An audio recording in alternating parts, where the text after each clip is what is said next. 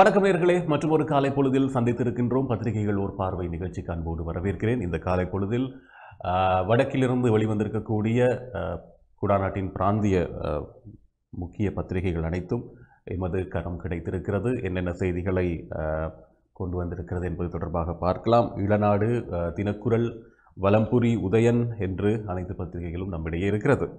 இளநாடு பத்திரிகையில் கைதாவோரை புனர்வாழ்வுக்கு உட்படுத்தும் புதிய நடைமுறைகள் நீக்கப்படுதல் அவசியம், சர்வதேச மன்னிப்பு சபை வலியுறுத்தி உள்ளது என்பதை தெரிவித்திருக்கிறார்கள். அம்னஸ்டி இன்டர்நேஷனலினுடைய புதிய கோரிக்கைகள். இது தவிர எந்த ஒரு சதித்திட்டத்தாலும் அரசை கவிழ்க்கவே முடியாது, பசில் விரும்பினால் பாராளுமன்றத்துக்கு வர முடியும் என்கிறார் கெஹலிய. எரிபொருள் விலையை உடனடியாக குறைக்கவும் அரசை வலியுறுத்தி எதிரணியினர் போராட்டம். வெலிக்கடை கைதிகளின் போராட்டம் தொடர்கிறது. எக்ஸ்பிரஸ் பேர்ல் கப்பல் நிறுவனம் ஆரம்ப கட்டமாக 72 கோடி ரூபாய் நட்டையீடு. இது தவிர கொரோனா செய்திகளை பொறுத்தவரைக்கும் நேற்று 1801 பேருக்கு தொற்று மற்றும் கொரோனா தொற்றால் மேலும் 43 பேர் மரணம். கொரோனாவால் மேலும் 5 யாழ்ப்பாணத்தில் உயிரிழப்பு. தடுப்பூசி ஏற்றிய 2 யுவதிகள் சாவகச்சேரி வைத்தியசாலையில். மாகாணங்கள் இடையே பொது போக்குவரத்து அடுத்த வாரமும் இல்லை. கொரோனா பரவலுக்கு மத்தியில் 3 நாட்களில் 70 கோடி ரூபாவுக்கு குடித்து தள்ளிய மதுப்பிரியர்கள் என்ற செய்தியும் வெளியிடப்பட்டிருக்கிறது. கைதாவோரை புனர்வாழ்வுக்குட்படுத்தும் புதிய நடைமுறைகள் நீக்கப்படுதல் வேண்டும், அம்னஸ்டி இன்டர்நேஷனல் தெரிவிப்பு. பயங்கரவாத தடை சட்டத்தின் கீழ் அல்லது அவசரகால நிலையின் போது கைது செய்யப்பட்டவர்களை புனர்வாழ்வுக்குட்படுத்தல் தொடர்பில் இலங்கை அரசாங்கத்தினால் அண்மையில் வெளியிடப்பட்ட புதிய நடைமுறைகள் உடனடியாக நீக்கப்பட வேண்டும் என்று சர்வதேச மன்னிப்பு சபை வலியுறுத்தியுள்ளது. சித்திரவதைகளால் பாதிக்கப்பட்டவர்களுக்கான தினத்தை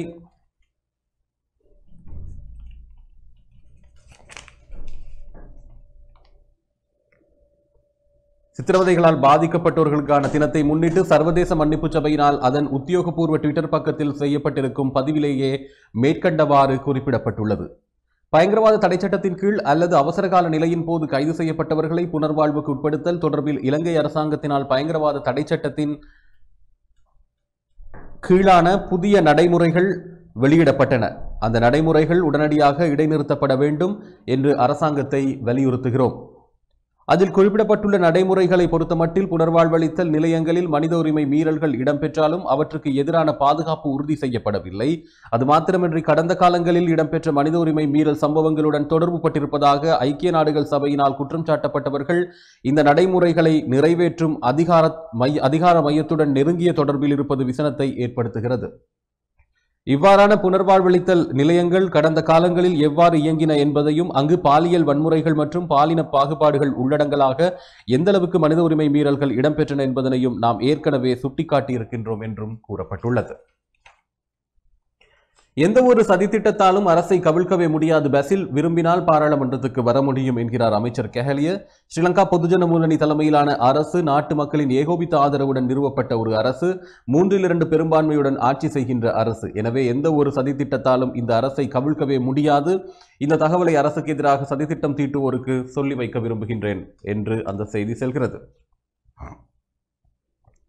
இவ்வாறு அமைச்சரவை பேச்சாளரும் வெகுஜன ஊடகத்துறை அமைச்சருமான கெஹலிய நம்புக்வெல நேற்று ஊடகங்களிடம் தெரிவித்திருந்தார். அரசை கவிழ்க்க உள்ளேயும் வெளியேயும் சதி முயற்சிகள் நடக்கின்றன என்று ஊடகங்களின் செய்திகள் மூலம்தான் அறிந்து கொண்டேன். இது உண்மையா பொய்யா என்று சதித்திட்டங்களை தீட்டுவோருக்கு தான் தெரியும். எனினும் ஜனாதிபதி, பிரதமர், அமைச்சர்கள், இராஜாங்க அமைச்சர்கள், ஆளுந்தரப்பு, நாடாளுமன்ற உறுப்பினர்கள் அனைவரும் ஓர் அணியில்தான் செயற்படுகின்றார்கள். இதை மீறி கட்சிக்குள்ளே சதித்திட்டங்கள் நடக்கின்றன என்பதை நான் ஏற்றுக்கொள்ள மாட்டேன். அதேவேளை அரசை கவிழ்க்க வெளியே நீண்ட நாட்களாக பல சதி முயற்சிகள் நடக்கின்றன. அதை நான் ஏற்றுக்கொள்கின்றேன். இதில் பிரதான எதிர்க்கட்சியான ஐக்கிய மக்கள் சக்தியினர் தான் பிரதான வகிவாகம் வகிக்கின்றனர். அரசையும் மக்களையும் ஒட்டுமொத்த நாட்டையும் குழப்பும் வகையில் ஊடகங்களுக்கு அவர்கள் கருத்து வெளியிட்டு வருகின்றனர். பசில் ராஜபக்ஷ தேசிய பட்டியல் மூலம் நாடாளுமன்ற உறுப்பினராக பதவியேற்க உள்ளார் என்ற தகவல் கூட எதிரணியினர் தான் ஊடகங்களுக்கு தெரிவித்துள்ளனர். உண்மையில் இதுவரைக்கும் எம்பி ஆகும் தீர்மானத்தை பசில் ராஜபக்ஷ எடுக்கவில்லை. அவர் விரும்பினால் நாடாளுமன்றம் வர முடியும். அவருக்காக அரசில் பலர் எம்பி பதவியை ராஜினாமா செய்ய தயாராக உள்ளனர். பசில் ராஜபக்ஷ ஸ்ரீலங்கா பொதுஜன முன்னணியின் நிறுவனர். எனவே அரசில் அவரின் வகிபாகம் முக்கியம் என்றும் தெரிவித்திருந்தார்.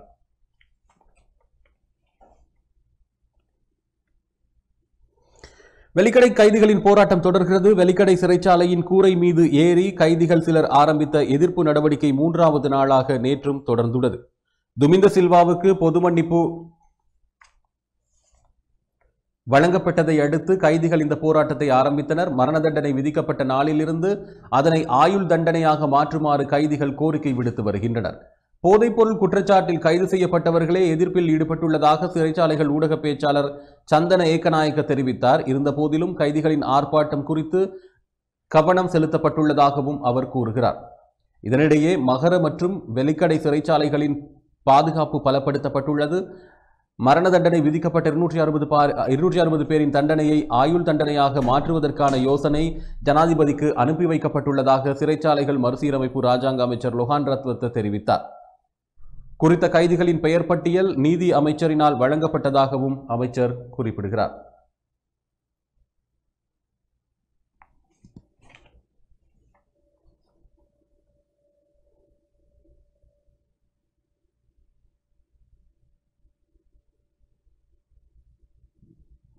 எரிபொருட்களின் விலையை உடனடியாக குறைக்கவும் அரசை வலியுறுத்தி எதிரணி போராட்டம் என்ற செய்தி. எரிபொருள் விலை அதிகரிப்பை கண்டித்து விலை அதிகரிப்பை மீள குறைக்குமாறு வலியுறுத்தியும் எதிர்க்கட்சியினர் கண்டியில் நேற்று ஆர்ப்பாட்டம் ஒன்றை நடத்தியிருந்தனர்.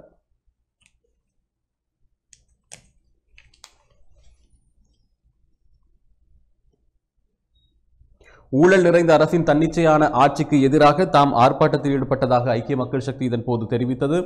அதன் கண்டி மாவட்ட பாராளுமன்ற உறுப்பினர் லக்ஷ்மண் கிரியல்ல இதனை தெரிவித்திருந்தார். மக்களின் வாழ்க்கை செலவு அதிகரித்துள்ளது எனவும் எரிபொருள் விலை குறைக்கப்பட வேண்டும் எனவும் ஆர்ப்பாட்டத்தில் ஈடுபட்டவர்கள் இதன் போது தெரிவித்தனர்.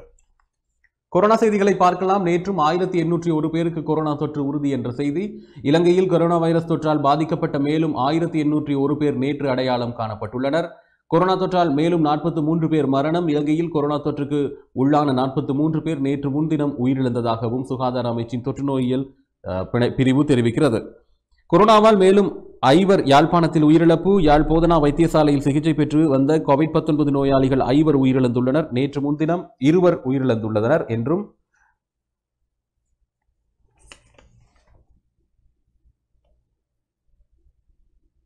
காரைநகரைச் சேர்ந்த 62 வயதுடைய பெண் ஒருவரும் மன்னாரைச் சேர்ந்த 24 வயதுடைய ஆண் ஒருவருமே நேற்று முன்தினம் உயிரிழந்தனர். இருவரினதும் சடலங்களும் உரிய சுகாதார வழிகாட்டுதல்களின் அடிப்படையில் மின்தகனம் செய்யப்பட்டது. வடமராட்சி துன்னாலையைச் சேர்ந்த 60 வயதுடைய ஆண் ஒருவர் பருத்தித்துறை ஆதார வைத்தியசாலையில் சிகிச்சை பெற்று வந்த நிலையில் நேற்று உயிரிழந்தார். அவர் இருதய நோயாளி என்றும் தெரிவிக்கப்பட்டுள்ளது. அத்துடன் யாழ்ப்பாணம் போதனா வைத்தியசாலையில் சிகிச்சை பெற்ற 65 மற்றும் 80 வயதுடைய ஆண்கள் 2 நேற்று உயிரிழந்துள்ளனர் என்று வைத்தியசாலைகள் தகவல்கள் தெரிவித்தது. மூவரினது சடலங்களும் உரிய சுகாதார வழிகாட்டுதல்களின் அடிப்படையில் மின்தகனம் செய்யப்பட உள்ளன. டெல்டா வைரஸ் இலங்கை முழுதுமே பரவும் ஆபத்து. டெல்டா திரிபு குறித்து கவனஈனத்துடன் செயற்பட்டால் அது இலங்கை முழுவதும் பரவும் அபாயம் ஏற்பட கூடும் என விசேட வைத்தியர் ஹேமந்த் ஹேரத் தெரிவித்துள்ளார். நீண்ட பரிசோதனைகளுக்கு அமையவே வைரஸ் திரிபுகளை வெவ்வேறாக அடையாளம் காண முடியும். இந்தியாவில் முதன்முறையாக டெல்டா திரிபு தொற்று உறுதியானவர்கள் அடையாளம் காணப்பட்டு சில மாதங்களின் பின்னர் பரவல் நிலை ஏற்பட்டது. பரவுவதற்கு இடமளித்தால் மாத்திரமே வைரஸ் வேகமாக தீவிரமடையும். சுகாதார விதிமுறைகளை உரிய முறையில் கடைபிடிக்காமையே இந்த பரவலுக்கு காரணமாகும் என பிரதி சுகாதார சேவைகள் பணிப்பாளர் விசேட வைத்தியர் ஹேமந்த் ஹேரத் கூறியிருந்தார். மாகாணங்கள் இடையே பொது போக்குவரத்து அடுத்த வாரமும் இல்லை. COVID-19 தொற்று நோய் சூழ்நிலை காரணமாக பொது போக்குவரத்து சேவைகள் அடுத்த வாரமும் மாகாணங்களுக்கு இடையே அனுமதிக்க முடியாது என்று COVID-19 கட்டுப்பாட்டு செயலணி அறிவித்துள்ளது. இவ்வாறு போக்குவரத்து ராஜாங்க அமைச்சர் திலும் அமுனுகம தெரிவித்துள்ளார்.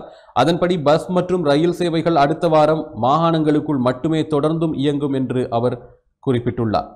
நேற்று கண்டியில் நடைபெற்ற ஊடகவியலாளர் சந்திப்பில் அவர் இதனை தெரிவித்திருந்தார். இவைதான் இன்றைய தினம் ஈழநாடு பத்திரிகை வெளியிட்டிருக்கக்கூடிய முற்பக்க மற்றும் பிரதான செய்திகளாக அமைந்திருக்கின்றன. தொடர்ந்து ஞாயிற்றுக்கிழமை தினக்குரல் பத்திரிகையை பார்க்கலாம்.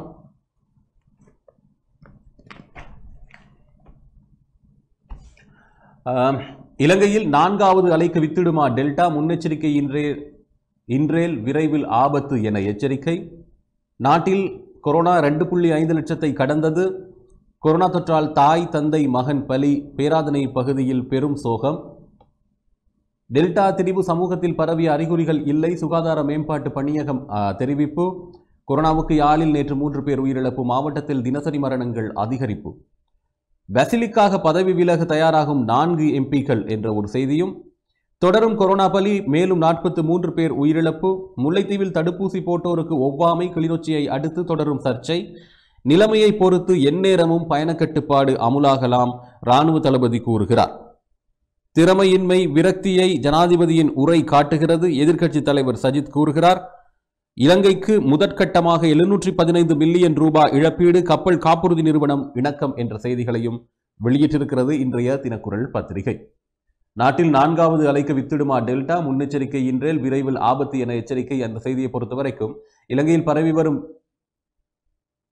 வேகமாக பரவக்கூடிய ஆபத்தான டெல்டா வைரஸ் திரிபை கட்டுப்படுத்த முன்னெச்சரிக்கை நடவடிக்கைகள் எடுக்கப்படாவிட்டால் அடுத்த 8 முதல் 10 வாரங்களில் இது இலங்கை முழுவதும் ஆக்கிரமித்து பெரும் ஆபத்தாக மாறலாம் என எச்சரிக்கப்பட்டுள்ளது. இது குறித்து சுகாதார நிபுணர்கள் எச்சரித்துள்ளதாக கோவிட் கட்டுப்பாட்டு விவகார ராஜாங்க அமைச்சர் சுதர்ஷினி பெர்னாண்டோ புள்ளை கூறுகிறார்.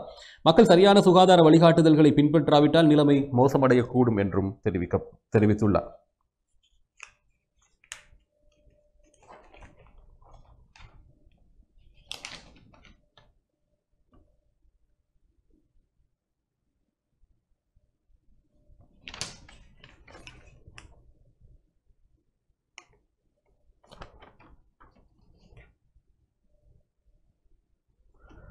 அதேபோல டெல்டா திரிவு குறித்து ஆராய்ச்சி செய்யும் நிபுணர்கள் இது குறித்து தமக்கு எச்சரிக்கை விடுத்துள்ளதாக சுதர்ஷினி பெர்னாண்டோ புள்ளை தெரிவித்திருந்தார். இந்தியாவில் பரவி பேரழிவுகளை ஏற்படுத்திய டெல்டா திரிபு வைரஸ் தொற்றுக்குள்ளான 5 பேர் அண்மையில் தெமட்டகுட பகுதியில் உறுதிப்படுத்தப்பட்டனர். இதனை அடுத்து அந்த பகுதியில் மேலும் பலரது மாதிரிகள் பெறப்பட்டு ஆய்வுகள் முன்னெடுக்கப்பட்டு வருகின்றன. ஐரோப்பா, ஆப்பிரிக்க நாடுகள் பலவற்றில் டெல்டா தொற்றால் பரவல் தீவிரமடைந்து வரும் நிலையில் அங்கு 3ஆம் 4ஆம் அலைகள் விரைவில் ஏற்படலாம் என எச்சரிக்கப்பட்டுள்ளது. இவ்வாறான நிலையில் இலங்கையில் 3வது கொரோனா அலை சற்று தணிந்து வரும் நிலையில் டெல்டா திரிபால் 4வது அலைக்கு நாடு முகம் கொடுக்கலாம் எனவும் சுகாதார நிபுணர்கள் அச்சம் வெளியிட்டுள்ளமை குறிப்பிடத்தக்கது.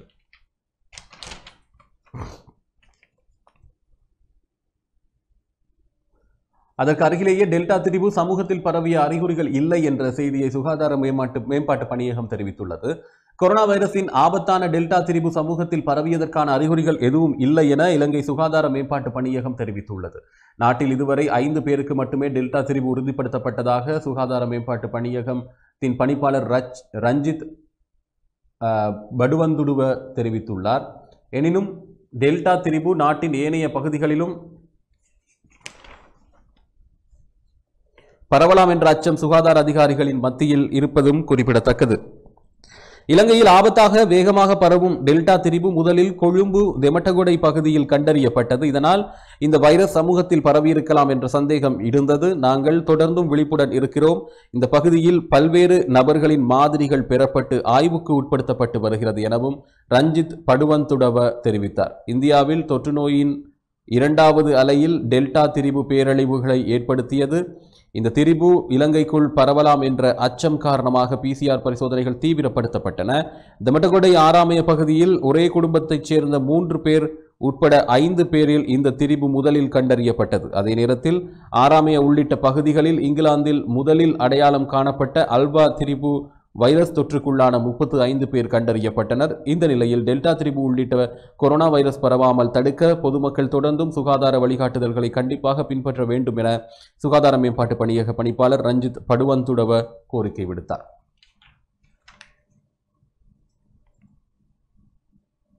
இலங்கையில் கொரோனா 2.5 லட்சத்தை கடந்தது. இலங்கையில் கொரோனா வைரஸ் தொற்றுக்குள்ளாகி பாதிக்கப்பட்டவர்களின் மொத்த எண்ணிக்கை நேற்று 2.5 லட்சத்தை கடந்து அதிகரித்தது. அவர்களில் புதுவருட கொத்தணியில் தொற்றுக்குள்ளானவர்கள் மட்டும் 1,50,000க்கும் மேற்பட்டவர்கள் ஆவார்கள். இதேவேளை நேற்று மேலும் 2,172 பேர் குணமடைந்துள்ள நிலையில்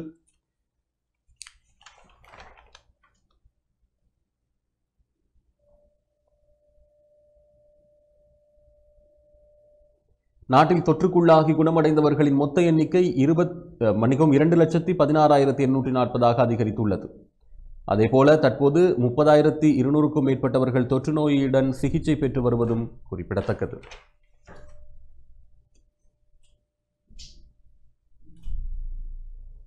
கொரோனா தொற்றால் தாய், தந்தை, மகன் பலி. பேராதனை பகுதியில் பெரும் சோகம். கொரோனா தொற்றுக்கு உள்ளான தாய், தந்தை, மகன் மூவரும் அடுத்தடுத்து உயிரிழந்தனர். இந்த சம்பவம் பேராதனை முருத்தலாவ பிரதேசத்தில் நடைபெற்றுள்ளது. பேராதனை முருத்தலாவ பிரதேசத்தைச் சேர்ந்த தம்பதிகளான சிறிபால ராஜபக்ஷ 72 வயது நிரம்பக்கூடியவர்,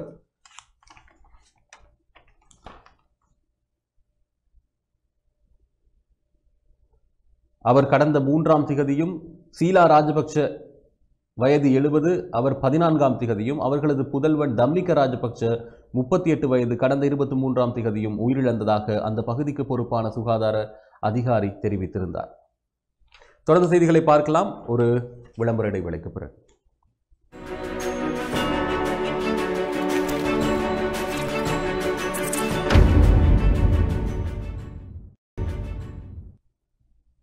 இடைவேளை தொடர்ந்து மறுபடியும் பத்திரிகைகள் ஒரு பார்வை நிகழ்ச்சிக்கு வரவேற்கிறேன்.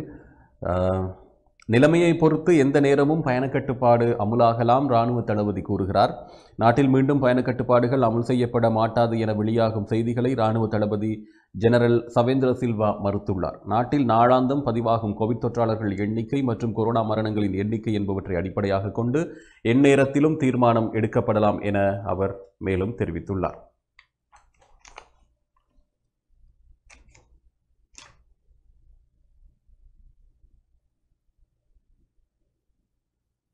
இனிவரும் நாட்களில் பயண கட்டுப்பாடு விதிக்கப்பட மாட்டாது என பரவும் செய்திகளில் உண்மை இல்லை எனவும் இராணுவ தளபதி மேலும் தெரிவித்திருந்தார். இதேபோல் அண்மையில் மிக பெரிய ஒரு சர்ச்சையை ஏற்படுத்தியிருந்த திஸ்ஸமகாராம வாவி தூர்வாரும் பணிகளை நிறுத்துமாறு இப்போது அறிவிக்கப்பட்டிருக்கிறது. திஸ்ஸமகாராம வாவியில் சீன இலங்கை கூட்டு நிறுவனம் முன்னெடுக்கும் தூர்வாரும் நடவடிக்கையை தற்காலிகமாக நிறுத்துமாறு தொல்பொருள் திணைக்களம் அறிவித்துள்ளது. தமது அனுமதி பத்திரத்தை பெற்றுக்கொள்ளும் வரை இந்த நடவடிக்கை தற்காலிகமாக நிறுத்தப்படுவதாக தொல்பொருள் திணைக்களத்தின் பணிப்பாளர் நாயகம் பேராசிரியர் அனுர மனதுங்க தெரிவித்துள்ளார்.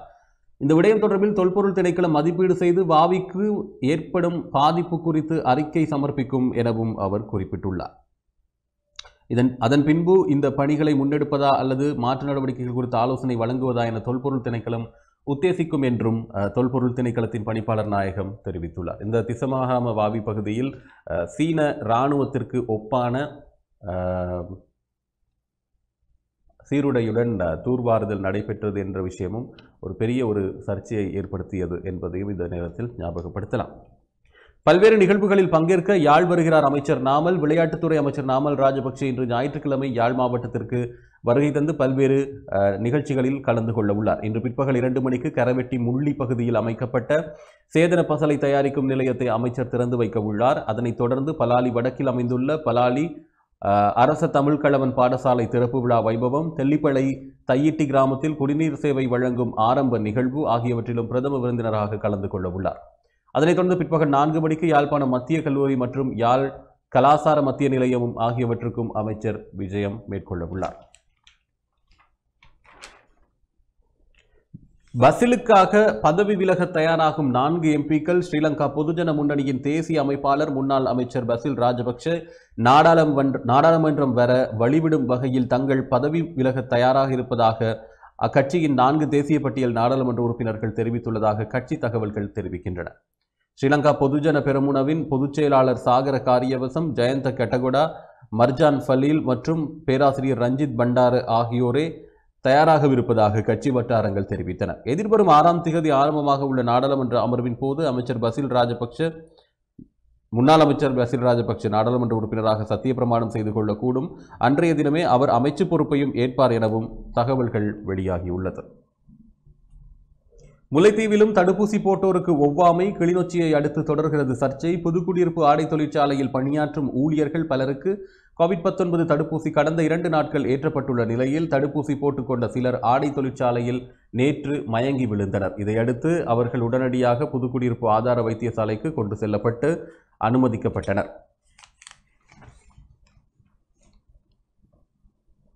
புதுக்குடியிருப்பு ஆடை தொழிற்சாலையில் 900 பேருக்கு கோவிட்-19 தடுப்பூசி போடப்பட்டது. இவர்களில் 9 பேர் இவ்வாறு பாதிக்கப்பட்டனர். இச்சம்பவத்தினை தொடர்ந்து ஆடை தொழிற்சாலை பணிகளை இடைநிறுத்தி பணியாளர்கள் வீடுகளுக்கு நேற்று அனுப்பி வைக்கப்பட்டனர். இதேவேளை கிளிநொச்சியில் விடியல் வானவில் ஆடை தொழிற்சாலைகளில் தடுப்பூசி போடப்பட்ட சுமார் 48 பணியாளர்கள் ஒவ்வாமையால் பாதிக்கப்பட்டு சிகிச்சை பெற்றனர். நாட்டில் இதுவரை பல லட்சம் பேருக்கு கோவிட்-19 தடுப்பூசி போடப்பட்டுள்ளது. அண்மையில் யாழ்ப்பாணத்தில் 50,000 பேர் தடுப்பூசி பெற்றுக் கொண்டனர். எனினும் எங்கும் இவ்வாறு அதிகளவானவர்கள் ஒவ்வாமையால் பாதிக்கப்பட்டதாக தகவல்கள் இல்லை. இந்நிலையில் கிளிநொச்சி முல்லைத்தீவு ஆடை தொழிற்சாலை பணியாளர்கள் இவ்வாறு அதிக அளவில் ஒவ்வாமையால் பாதிக்கப்பட காரணம் என்ன என்ற கேள்வியும் எழுந்துள்ளது.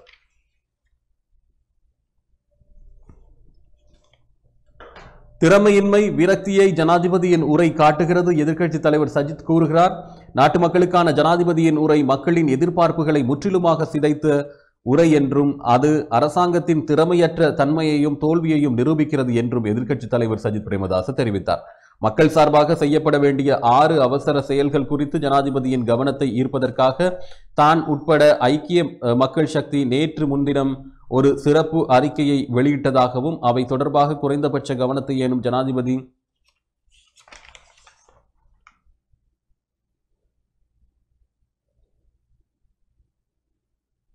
எடுக்கவில்லை என்றும் எதிர்க்கட்சித் தலைவர் தெரிவித்தார்.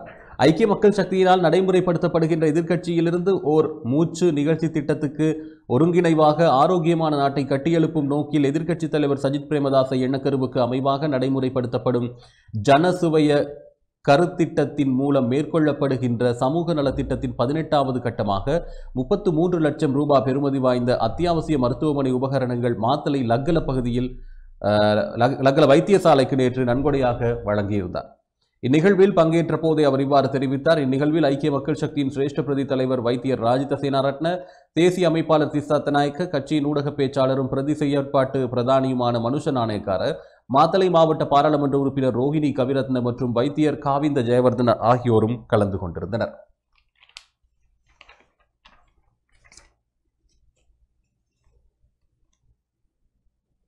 இலங்கைக்கு முதல் கட்டமாக 715 மில்லியன் ரூபாய் இழப்பீடு. கப்பல் காப்புறுதி நிறுவனம் இணக்கம். தீப்பற்றி எரிந்து கடலில் மூழ்கிய எம்பி எக்ஸ்பிரஸ் பேர்ல் கப்பலால் நாட்டின் கடற்தொழில் துறைக்கு ஏற்பட்ட பாதிப்பிற்காக கோரப்பட்ட இழப்பீட்டை வழங்க கப்பலின் காப்புறுதி நிறுவனம் இணக்கம் தெரிவித்துள்ளது. சட்டமா அதிபரால் முன்வைக்கப்பட்ட கோரிக்கையை அடுத்து அதனை பரிசீலித்து கப்பலின் காப்புறுதி நிறுவனம் இணக்கப்பாட்டிற்கு வந்துள்ளது. அதன் அடிப்படையில் 715 மில்லியன் ரூபாய் இழப்பீட்டை வழங்க இணக்கம் தெரிவிக்கப்பட்டுள்ளதாக சட்டமா அதிபர் திணைக்களம் குறிப்பிடுகிறது. குறித்த இழப்பீட்டுத் தொகை திரைசேரி திணைக்களத்தின் வங்கிக் கணக்கில் வைப்பிலிடப்பட உள்ளது. இதேவேளை இடைக்கால உரிமை கோரலுக்கான மீதமுள்ள இழப்பீட்டுத் தொகையை கோருவதற்கான நடவடிக்கைகளும் முன்னெடுக்கப்பட்டு வருவதாக சட்டமா அதிபர் திணைக்களம் குறிப்பிடுகிறது. சுற்றுச்சூழலுக்கு ஏற்பட்ட பாதிப்பை ஆய்வு செய்வதற்கும் முக்கிய உரிமை கோரலை மதிப்பிடுவதற்கும் பொருத்தமான சட்டத்தரணி ஒருவரை தேர்வு செய்வதற்கு தீர்மானித்துள்ளதாக திணைக்களம் தெரிவித்துள்ளது. இது குறித்து எதிர்வரும் செவ்வாய்க்கிழமை தீர்மானிக்கப்பட உள்ளது. மரண தண்டனை கைதிகளினுடைய போராட்டம் தொடர்கிறது. வெலிக்கடை சிறை கூரை மேல் சிலர் ஏறினர். மரண தண்டனை விதிக்கப்பட்ட நாளிலிருந்து அதனை ஆயுள் தண்டனையாக மாற்றுமாறு கோரி வெலிக்கடை சிறை கைதிகள் ஆரம்பித்த போராட்டம் நேற்று 3வது நாளாகவும் தொடர்ந்தது. போராட்டத்தின் 3வது நாளான நேற்று சிறைச்சாலை கூரை மேல் ஏறி சில கைதிகள் போராட்டத்தில் ஈடுபட்டனர். போதைப்பொருள் குற்றச்சாட்டில் கைது செய்யப்பட்டவர்களே எதிர்ப்பில் ஈடுபட்டுள்ளதாக சிறைச்சாலைகள் ஊடக பேச்சாளர் சந்தன ஏக்கநாயக்க தெரிவித்தார். இந்த கைதிகளின் ஆர்ப்பாட்டம் குறித்து கவனம் செலுத்தப்பட்டுள்ளதாகவும் அவர் கூறுகிறார். போராட்டத்தை அடுத்து மகர மற்றும் வெலிக்கடை சிறைச்சாலைகளில் பாதுகாப்பு பலப்படுத்தப்பட்டுள்ளது. இதேவேளை மரண தண்டனை விதிக்கப்பட்ட 260 பேரின் தண்டனையை ஆயுள் தண்டனையாக மாற்றுவதற்கான யோசனையை ஜனாதிபதிக்கு அனுப்பி வைக்கப்பட்டுள்ளதாக சிறைச்சாலைகள் மறுசீரமைப்பு ராஜாங்க அமைச்சர் தெரிவித்தார். அதேபோல பணம் இருப்போருக்கு மட்டுமே இந்நாட்டில் பொது மன்னிப்பா? சாணக்கியன் எம்பி கேள்வி. பல ஆண்டுகளாக சிறைகளில் அடைக்கப்பட்டவர்களுக்கு பொது மன்னிப்பு அளித்து விடுவிக்குமாறு வலியுறுத்தி வெலிக்கடை சிறைச்சாலை முன்பாக நேற்று ஆர்ப்பாட்டம் நடத்தப்பட்டது. சித்திரவதையால் பாதிக்கப்பட்டவர்களுக்கான சர்வதேச ஆதரவு நாளை ஒட்டி நேற்று இந்த ஆர்ப்பாட்டம் இடம்பெற்றது. பல்வேறு குற்றச்சாட்டுகளில் சிறையில் அடைக்கப்பட்டுள்ளவர்களின் குடும்பத்தினர் மற்றும் அரசியல்வாதிகள் இந்த ஆர்ப்பாட்டத்தில் பங்கேற்றனர். இந்த ஆர்ப்பாட்டத்தின் போது கொலை குற்றவாளியான முன்னாள் பாராளுமன்ற உறுப்பினர் துமிந்த சில்வாவுக்கு ஜனாதிபதி பொது மன்னிப்பு வழங்கி விடுவித்தது குறித்து போராட்டக்காரர்கள் கேள்வி எழுப்பினர். பணம் மற்றும் ஊடக பலம் உள்ளவர்களுக்கு மட்டுமே ஜனாதிபதியின் பொது மன்னிப்பு கிடைக்குமா என இந்த போராட்டத்தில் பங்கேற்ற தமிழ் தேசிய கூட்டமைப்பு நாடாளுமன்ற உறுப்பினர் சாணக்கியன் எம்பி கேள்வி எழுப்பியிருந்தார்.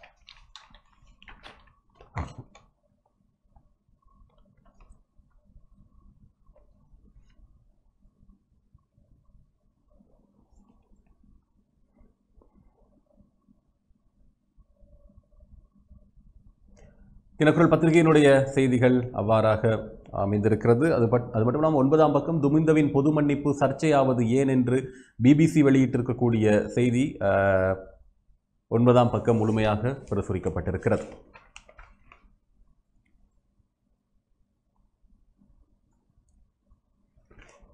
வலம்புரி பத்திரிகையினுடைய செய்திகளை பார்க்கலாம். அடுத்ததாக என்னென்ன செய்திகளை வெளியிட்டிருக்கிறது என்று. கொரோனாவால் வடக்கில் 24 வயது இளைஞன் உட்பட 5 உயிரிழப்பு.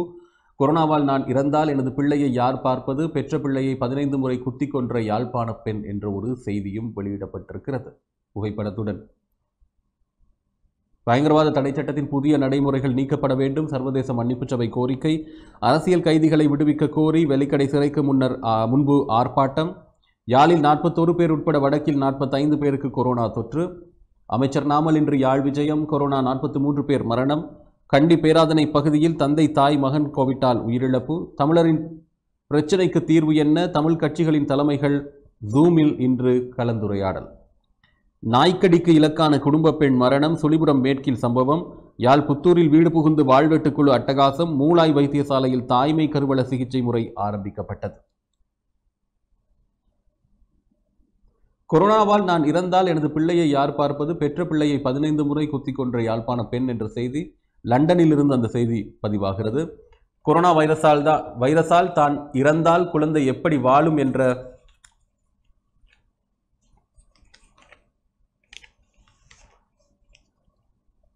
அச்சத்தில் தனது 5 வயதான மகளை இலங்கை பெண் கத்தியால் குத்தி கொன்றது தெரிய வந்துள்ளது. இலங்கையின் யாழ்ப்பாணத்தைச் சேர்ந்த 36 வயதான சுதா சிவானந்தம் தெற்கு லண்டன் பிளாட்டின் படுக்கை அறையில் மகள் சாயாக்கி சிவானந்தனை 15 முறை கத்தியால் குத்தி கொன்றது நீதிமன்றத்தில் உறுதி செய்யப்பட்டது.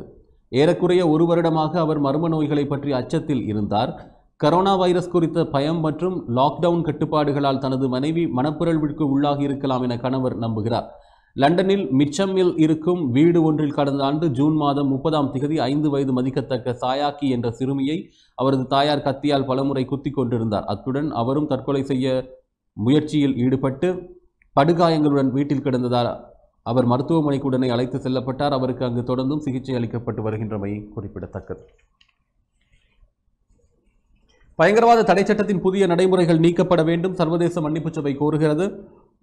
பயங்கரவாத தடை சட்டத்தின் கீழ் அல்லது அவசரகால நிலைமையின் போது கைது செய்யப்பட்டவர்களை புனர்வாழ்வுக்கு உட்படுத்தல் தொடர்பில் இலங்கை அரசாங்கத்தினால் அண்மையில் வெளியிடப்பட்ட புதிய நடைமுறைகள் உடனடியாக நீக்கப்பட வேண்டும் என்று சர்வதேச மன்னிப்பு சபை வலியுறுத்தியுள்ளது.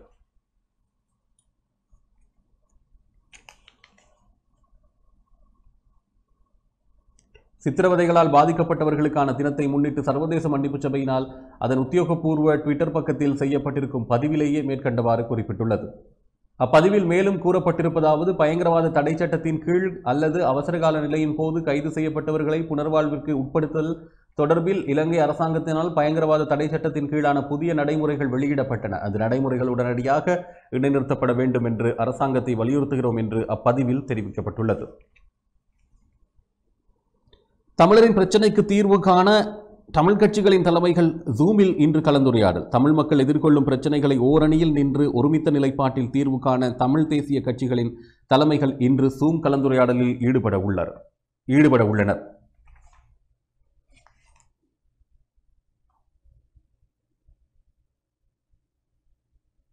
இந்த கலந்துரையாடலுக்கு டெலோ அமைப்பின் தலைவர் செல்வம் அடைக்கலநாதன் அனைத்து தமிழ் தேசிய கட்சி தலைவர்களுக்கும் எழுத்து மூலம் அழைப்பு விடுத்துள்ளார். குறித்த அழைப்பில் கடந்த ஜனாதிபதி மற்றும் பொதுத் தேர்தலின் பின்னராக ஏற்பட்ட அரசியல் மாற்றங்களின் அடிப்படையில் சிக்கல் மிகுந்த பிரச்சினைகளுக்கு தமிழ் மக்கள் முகம் கொடுத்து நிற்கின்றோம். பல்வேறு காரணங்களின் அடிப்படையில் அரசாங்கம் எமது தாயக பரப்பில் காணி நிலங்களை அபகரித்து வருகிறது. தொல்லியல் அபிவிருத்தி, மகாவலி திட்டம், சுற்றுச்சூழல் பாதுகாப்பு என பல காரணங்களை கூறினாலும் அடிப்படையிலேயே திட்டமிட்ட குடியேற்றங்களை குறிவைத்து நடவடிக்கைகளாக இவை அமைந்திருக்கின்றன. அதுபோல மாகாண சபை மற்றும் உள்ளூராட்சி அதிகாரங்களை மெதுவாக அரசாங்கம் கையகப்படுத்தி வருகிறது.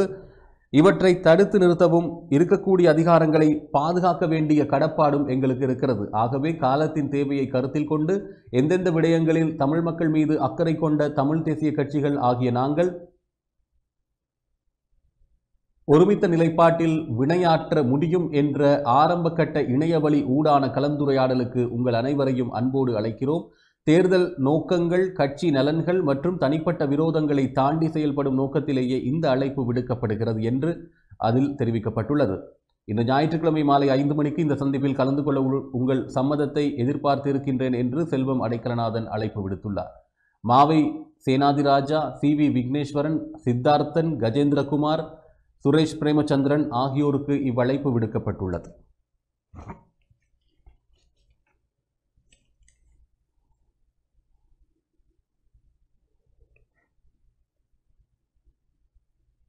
அரசியல் கைதிகளை விடுவிக்க கோரி வெலிக்கடை சிறைக்கு முன்பு போராட்டம்.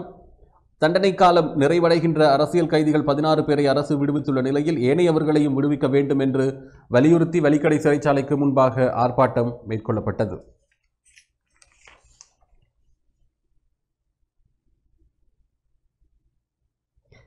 இதன்போது கைதிகளின் நலனுக்காக செயல்படும் அமைப்புடன் இணைந்து பொதுமக்கள் பலரும் கலந்து கொண்டு பதாகைகளை ஏந்தியவாறு தமது எதிர்ப்பை வெளியிட்டனர். சிறைச்சாலைகளில் தடுத்து வைக்கப்பட்டிருக்கும் அரசியல் கைதிகள் மற்றும் ஏனையவர்களை சித்திரவதை செய்து துன்புறுத்துவதை நிறுத்த வேண்டும், ஏனைய கைதிகளுக்கும் நியாயம் கிடைக்க வேண்டும் என்று பதாகைகள் ஏந்தப்பட்டிருந்தன. சர்வதேச சித்திரவதைக்கு எதிரான தினத்தை முன்னிட்டு குறித்த போராட்டம் முன்னெடுக்கப்பட்டது. கொலை குற்றச்சாட்டுக்கு நிரூபிக்கப்பட்ட ஒருவருக்கு பொது மன்னிப்பு வழங்கப்படும் போது முகநூலில் பதிவிட்ட இளைஞர்களை விடுவிக்காமல் இருப்பது ஏன் என்றும் போராட்டக்காரர்கள் கேள்வி எழுப்பினர். இந்த போராட்டத்தில் தமிழ் தேசிய கூட்டமைப்பின் மட்டக்களப்பு மாவட்ட பாராளுமன்ற உறுப்பினர் ராசமாணிக்கம் சாணக்கியனும் பங்கேற்றிருந்தார். தொடர்ந்து செய்திகளை பார்ப்போம் ஒரு இடைவேளைக்கு பிறகு. தொடர்ந்து செய்திகளை பார்க்கலாம். இடைவேளையை தொடர்ந்து கண்டி பேராதனை பகுதியில் தந்தை தாய் மகன் கோவிட்டால் உயிரிழப்பு என்ற அந்த சோகமான செய்தி. ஒரே குடும்பத்தைச் சேர்ந்த பேராதனை பகுதியில் முருத்தலாவ என்ற பிரதேசத்தில் இருந்த ஒரு குடும்பத்தைச் சேர்ந்தவர்கள் முழுமையாக உயிரிழந்திருக்கிறார். அதாவது அந்த குடும்பத்தைச் சேர்ந்தவர்கள் 3 உயிரிழந்திருக்கிறார்கள். கோவிட் தொற்று காரணமாக எங்களுடைய ஆழ்ந்த அனுதாபங்களையும் தெரிவிக்கின்றோம். அதுபோல நாய்க்கடிக்கு இலக்கான குடும்ப பெண் மரணம், சொலிபுரம் மேற்கில் சம்பவம் என்ற செய்தி. நாய்க்கடிக்கு இலக்காகி 3 பிள்ளைகளின் தாயொருவர் உயிரிழந்துள்ளார். இதில் சொலிபுரம் மேற்கைச் சேர்ந்த சாந்தகுமார் தேவரஞ்சனி 40 வயது நிரம்பியவரே இவ்வாறு உயிரிழந்தவர் ஆவார். குறித்த குடும்ப பெண் கடந்த 10ஆம் திகதி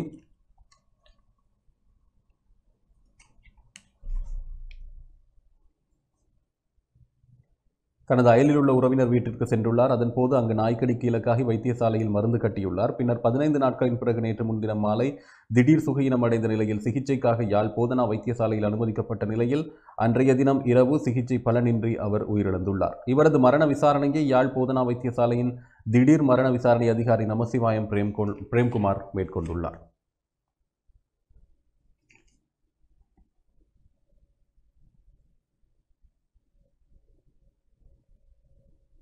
மூளாய் வைத்தியசாலையில் தாய்மை கருவள சிகிச்சை முறை ஆரம்பிக்கப்பட்டது. வடக்கு மாகாணத்தில் குழந்தை பேறு இல்லாத தம்பதிகளுக்கு மருத்துவம் மற்றும் ஆலோசனைகள் வழங்குவதற்கான தாய்மை கருவள சிகிச்சை மையமாக மூளாய் வைத்தியசாலை அமைந்துள்ளதாக மூளாய் கூட்டுறவு வைத்தியசாலை சங்கம் அறிவித்துள்ளது. இதன் சிறு சிறு செயற்பாடுகள் 2 ஆண்டுகளுக்கு முன்பே ஆரம்பிக்கப்பட்ட போதிலும் முழுமையான செயற்பாடுகள் தற்போது விஸ்தரிக்கப்பட்டுள்ளதாக கூறப்படுகிறது. இது தொடர்பான ஊடகவியலாளர் சந்திப்பு நேற்று மூளாய் வைத்தியசாலையில் நடைபெற்றது. இதில் வைத்தியர் ஆர் சுரேந்திரகுமாரன் கருத்து தெரிவிக்கையில், இங்கு வைத்தியசாலையின் நோக்கம் குறைந்தளவு செலவில் அல்லது இலவசமாக மக்களுக்கான சேவையை வழங்குவதாகும். அந்த வகையில் நாங்கள் செய்யும் சிகிச்சையில் ஒரு முக்கியமான சிகிச்சை கருவள சிகிச்சை. இந்த கருவளர்ச்சி பிரச்சனை என்பது இன்று உலகளவிய ரீதியில் பெரும்பாலானவர்களுக்கு ஏற்பட்டு கொண்டிருக்கிறது. இலங்கையில் அரச வைத்தியசாலையில் பல வைத்திய சேவைகள் இலவசமாக பெற்றுக்கொள்ளக்கூடியதாக இருந்தாலும் இந்த கருவள சிகிச்சையினை பூரணமாக பெற்றுக்கொள்ள முடியாத சூழ்நிலை காணப்படுகிறது. இந்த வகையில் இது தொடர்பான சிகிச்சைகளை பெற வேண்டிய தம்பதிகள் தனியார் வைத்தியசாலைகளுக்கு தேடிச் செல்ல வேண்டிய சூழ்நிலை காணப்படுகிறது. இதன் காரணமாக உள்ளூர் நலன் விரும்பிகளும் வெளிநாடுகளில் வசிக்கும் நலன் விரும்பிகளும் இணைந்து கருவளர்ச்சிக்கான சிறு சிறு சிகிச்சைகளை செய்வதற்கான வசதிகளை 2 வருடங்களுக்கு முன்னர் ஆரம்பித்து வைத்தனர். கருவள சிகிச்சை பெற விரும்பும் தம்பதிகள் 1% வட்டியுடனான கடன் வசதி மூலம் இந்த சிகிச்சை பெறலாம். பின்னர் குறிப்பிட்ட காலப்பகுதிக்குள் இந்த கடனை செலுத்தலாம். கடன் வசதி பெறுவதற்கு வசதி இல்லாதவர்களுக்கு இலவசமாக இச்சிகிச்சை மேற்கொள்ளப்படும் என்றும் தெரிவித்திருந்தார்.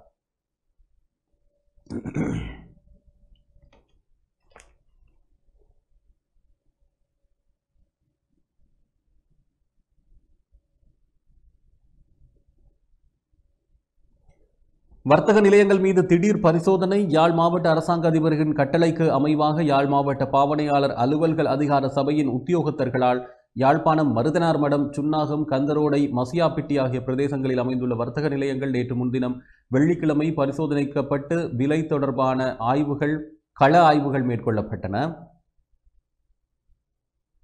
விலைகள் காட்சிப்படுத்தப்பட வேண்டும் என்ற அறிவுறுத்தலும் வழங்கப்பட்டது. யாழ் மாவட்ட பாவனையாளர் அலுவலர்கள் அதிகார சபைக்கு கிடைக்கப்பெற்ற முறைப்பாடுகள் விசாரணை செய்யப்பட்டதுடன் அதற்கான தீர்வு பெற்றுக் கொடுக்கப்பட்டது. அத்துடன் முறைகேடான வர்த்தக நடவடிக்கைகளில் ஈடுபட்டோர் மீது வழக்கு தாக்கல் செய்யப்பட்டது.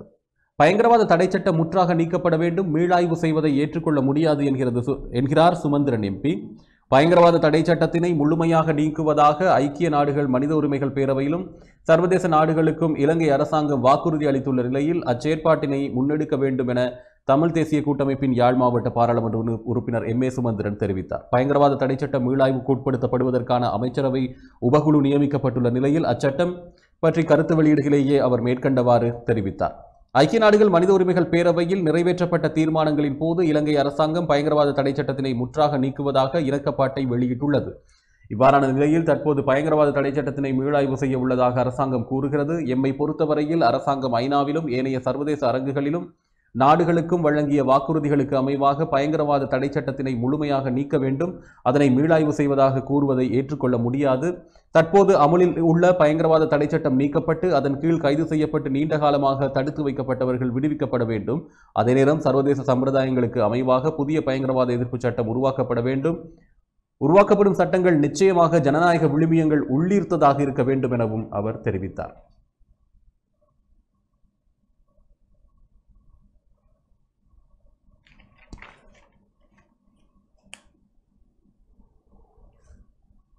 இவைதான் இன்றைய தினம் வலம்புரி பத்திரிகையினுடைய முக்கிய செய்திகளாக அமைந்திருக்கின்றன. தொடர்ந்து இறுதியாக நாங்கள் உதயன் பத்திரிகையினுடைய செய்திகளை பார்க்கலாம்.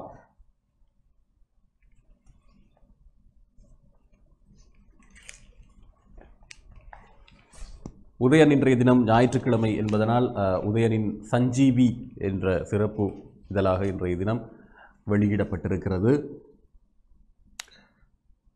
அரசுக்கு எதிராக சஜித் அணி கண்டியில் பெரும் போராட்டம், அரசியல் கைதி திடீரென இறப்பு, கடந்த வருடம் விடுதலையானவர் என்ற செய்தி.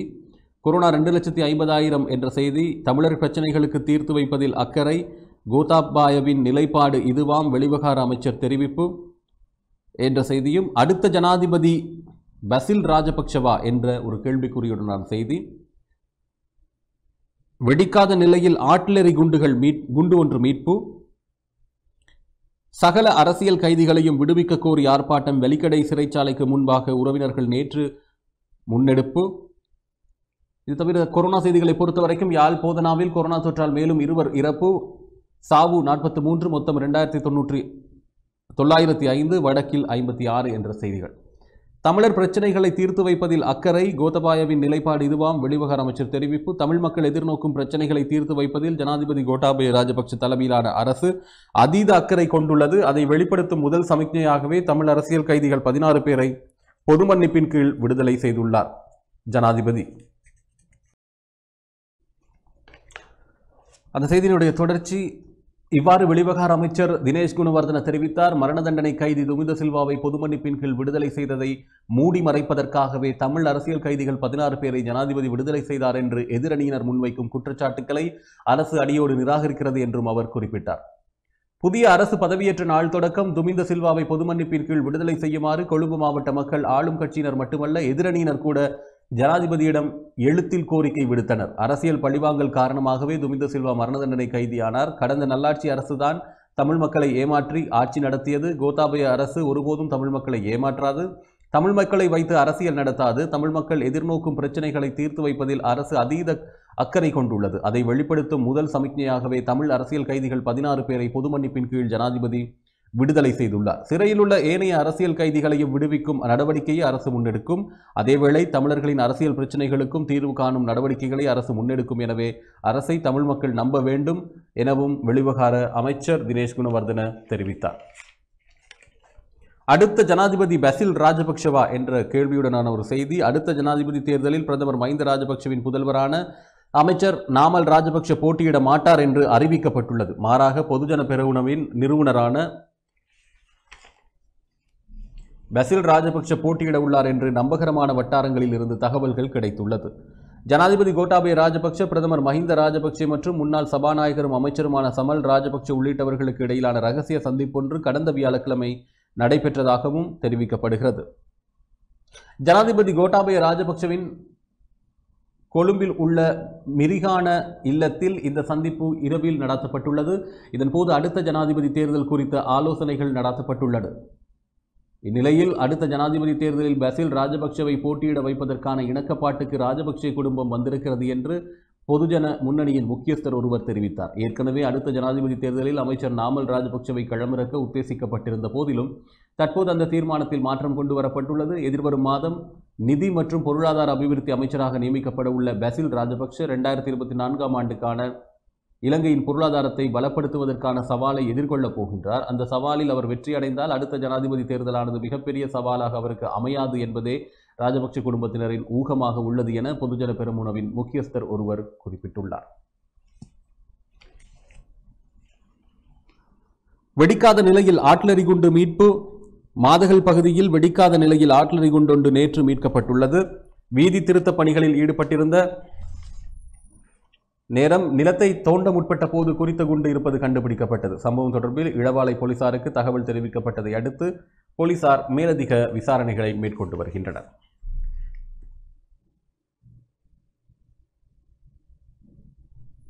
அரசியல் கைதி திடீரென இறப்பு. கடந்த வருடம் விடுதலை செய்யப்பட்ட அரசியல் கைதி ஒருவர் நேற்று திடீரென உயிரிழந்தார்.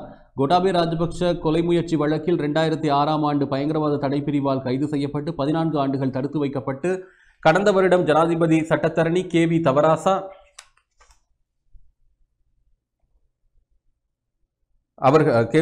அவர்களினுடைய வாதத்தை அடுத்து கொழும்பு மேல் நீதிமன்றால் விடுதலை செய்யப்பட்ட புங்குடுதீவை பிறப்பிடமாக கொண்ட சந்திரபோஸ் செல்வச்சந்திரன் வயது 40 என்ற அரசியல் கைதியே இவ்வாறு உயிரிழந்தவராவார்.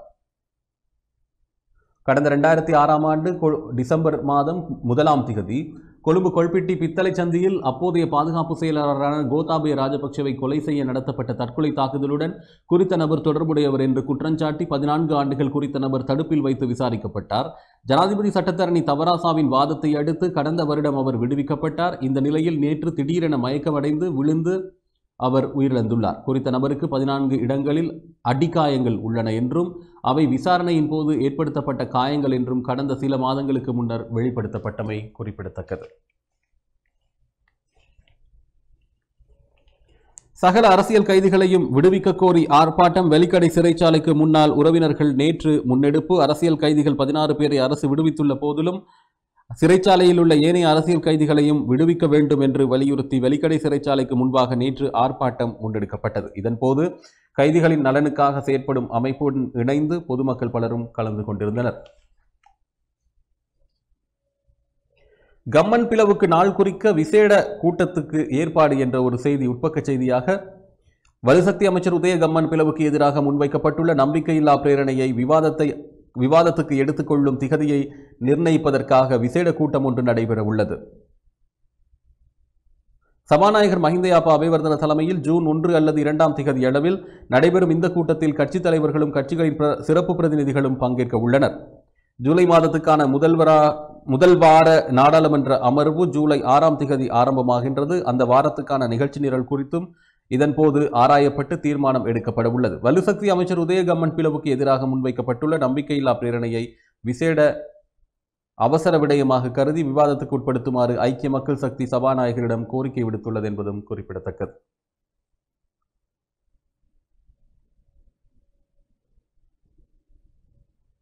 யாழ் போலீஸ் நிலையத்தில் 6 முறைப்பாடுகள் பதிவு செய்தும் பயனில்லாத நிலையில் பாதிக்கப்பட்டவர் போலீஸ் ஆணைக்குழுவை நாடியுள்ள சம்பவம் நடைபெற்றுள்ளது. சம்பவம் தொடர்பில் தெரிய வருவதாவது, யாழ் நகர்ப்பகுதியில் உள்ள வர்த்தக நிலையம் ஒன்றை பிற மாவட்டத்தைச் சேர்ந்த நபர் ஒருவருக்கு முறைப்பாட்டாளரான குறித்த நபர் வாடகைக்கு வழங்கியுள்ளார். கடையை வாடகைக்கு பெற்றுக்கொண்டவர் வழங்கியவரின் அனுமதியின்றி கடையை விஸ்தரித்தது மட்டுமல்லாமல் ஏனைய பிற நடவடிக்கைகளிலும் ஈடுபட்டுள்ளார். குறித்த விடயத்தை அறிந்து கொண்ட கடையை வாடகைக்கு வழங்கியவர், அதாவது முறைப்பாட்டாளர், யாழ் போலீஸ் நிலையத்தில் முறைப்பாட்டை வழங்க சென்றிருந்த நிலையில் போலீசார் முறைப்பாட்டை ஏற்க முதலில் மறுத்துவிட்டனர் என்று குற்றம் சாட்டப்படுகிறது. பலத்த வற்புறுத்தல்களின் மத்தியில் மறுநாள் முறைப்பாடு பதிவு செய்யப்பட்டது. எனினும் முறைப்பாட்டாளர் குறிப்பிட்ட பல விடயங்கள் போலீசாரால் எழுதப்படவில்லை. இதையடுத்து போலீஸ்மா அதிபரிடம் சென்று முறையிடப்பட்ட நிலையில் முறைப்பாடு முழுவதுமாக பதிவு செய்யப்பட்டது. எனினும் இன்று வரை தனது முறைப்பாடு தொடர்பில் எந்த நடவடிக்கையும் எடுக்கப்படாமல் விசாரணைகள் கிடப்பில் போடப்பட்டுள்ளன என்று முறைப்பாட்டாளர் தெரிவித்தார். அத்துடன் தனக்கு நீதியை பெற்றுத்தருமாறு இலங்கை போலீஸ் ஆணைக்குழுவின் யாழ் மாவட்ட அலுவலகத்தை அவர் நாடியுள்ளார்.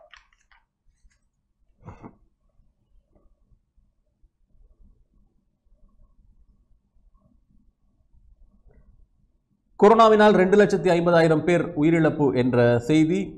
நாட்டில் நேற்று 1,801 பேருக்கு கொரோனா வைரஸ் தொற்று உறுதிப்படுத்தப்பட்டதை அடுத்து மொத்தமாக நாட்டில் கொரோனா வைரஸினால் பாதிக்கப்பட்டவர்களின் எண்ணிக்கை 2,50,000 உயர்ந்துள்ளது.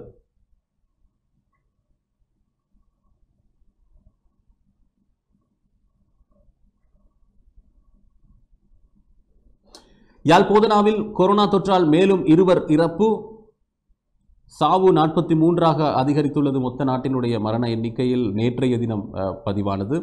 வடக்கில் மொத்தமாக இதுவரை 56 பேர் உயிரிழந்துள்ளனர். கூடவே சுகவீனத்தால் பெண் இறப்பு, நாய் கடித்தமை காரணமா என்ற கேள்விக்குறியுடன் ஒரு செய்தியும் வந்திருக்கிறது. அரசுக்கு எதிராக சஜித் கண்டியில் பெரும் போராட்டம்.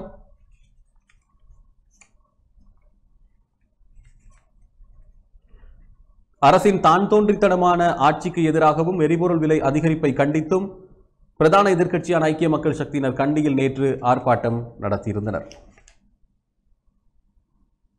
ஊழல் நிறைந்த அரசின் தன்னிச்சையான ஆட்சிக்கு எதிராக நாம் ஆர்ப்பாட்டத்தில் ஈடுபட்டோம் என்று ஐக்கிய மக்கள் சக்தியின் கண்டி மாவட்ட நாடாளுமன்ற உறுப்பினர் லக்ஷ்மன் கிரியல்ல தெரிவித்தார். மக்களின் வாழ்க்கை செலவு அதிகரித்துள்ளது எனவும் எரிபொருள் விலை குறைக்கப்பட வேண்டும் எனவும் ஆர்ப்பாட்டத்தில் ஈடுபட்டவர்கள் இதன்போது தெரிவித்தனர். இரணைதீவு மக்களுக்கு மலேரியா பரிசோதனை. கிளிநொச்சி பூநகரி பிரதேச செயலக பிரிவிற்கு உட்பட்ட இரணைதீவு மக்களுக்கு நேற்று முன்தினம் மலேரியா பரிசோதனைகள் மேற்கொள்ளப்பட்டன. இலங்கை மலேரியா அற்ற நாடாக அறிவிக்கப்பட்டிருப்பினும் இரணைதீவு இலங்கை இந்தியாவுக்கு இடைப்பட்ட கடலில் தனித்தீவாக இருப்பதால் இந்தியாவில் தற்போதும் இருக்கின்ற மலேரியா சில வேளைகளில் கடத்தப்பட்டிருக்கலாம் என்ற அடிப்படையில் இப்பரிசோதனைகள் மேற்கொள்ளப்பட்டுள்ளது. அத்தோடு அங்கு குடியேறி வசித்து வருகின்ற மக்களுக்கு நுழம்பு வலைகளும் வழங்கப்பட்டன. கிளிநொச்சி மலேரியா தடுப்பு பிரிவின் பொறுப்பு மருத்துவ அதிகாரியும் மாவட்ட உளநல மருத்துவ அதிகாரியுமான மா ஜெயராஜா தலைமையிலான மருத்துவ குழுவினர் இரணைதீவுக்கு சென்று அங்கு வசிக்கின்றவர்களின் குருதி மாதிரிகளை பரிசோதனைக்கு பெற்றுக்கொண்டனர்.